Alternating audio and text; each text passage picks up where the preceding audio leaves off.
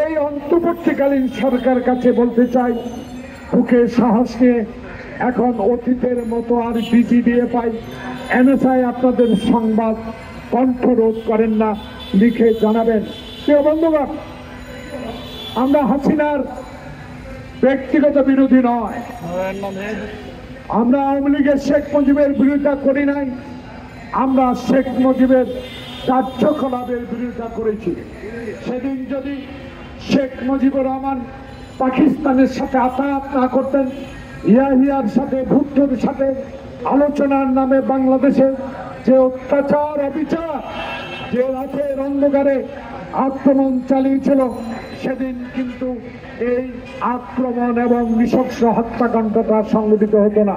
তাই ভুল ছিল আওয়ামী লীগের শেখ মুজিবের আমলের সময়।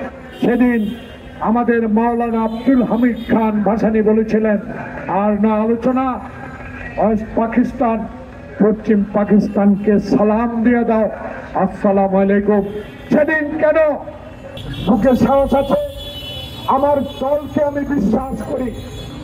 বাংলাদেশের স্বাধীনতা আন্দোলনে আমার দলের নেতার যে ভূমিকা, সেই ভূমিকাকে কটাক্ষ করে কথা বলেছিলেন শেখ হাসিনা। সেদিন পার্লামেন্টে যাওয়ার আমার সৌভাগ্য হয়েছিল। সেদিন আব্দুল হামিদ সাহেব স্পিকার ছিলেন।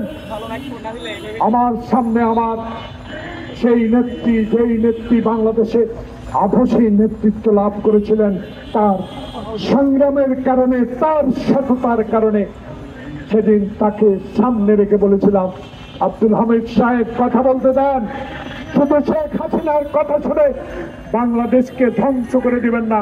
কারণ শেখ হাসিনা সম্পূর্ণ আমাদের পার্শ্ববর্তী যারা বন্ধু বলে আমাদের ভাবে, সেই ভারতীয়দের নির্দেশেই বাংলাদেশে রাজনীতি করে। সেই ভারতে ৭১ সালে স্বাধীনতার পর প্রথম একজন মুক্তিযোদ্ধাকে জেলে নিয়েছিল মেজর জলিল। তার প্রতিবাদ ছিল, আমার অস্ত্র এখানেই থাকবে, আমার গার্মেন্টসের মেশিন এখানেই থাকবে, আমার সমস্ত কিছু তুমি লুট করে নিয়ে যাবা, এটা আমি হতে দেব না। সেদিন শেখ মুজিবুর রহমান সাহেব আপনার শাসন আমলেই মেজর জলিলকে কারাবরণ করতে হয়েছে।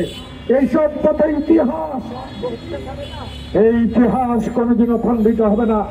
কারণ যে ইতিহাস এখনো বলে শেখ মুজিব আমার ডানে চোর বামে চোর, শুতে গেলেই চোর, ব্যাংক ডাকাতের ইতিহাস এদেশের মানুষ বলবে না।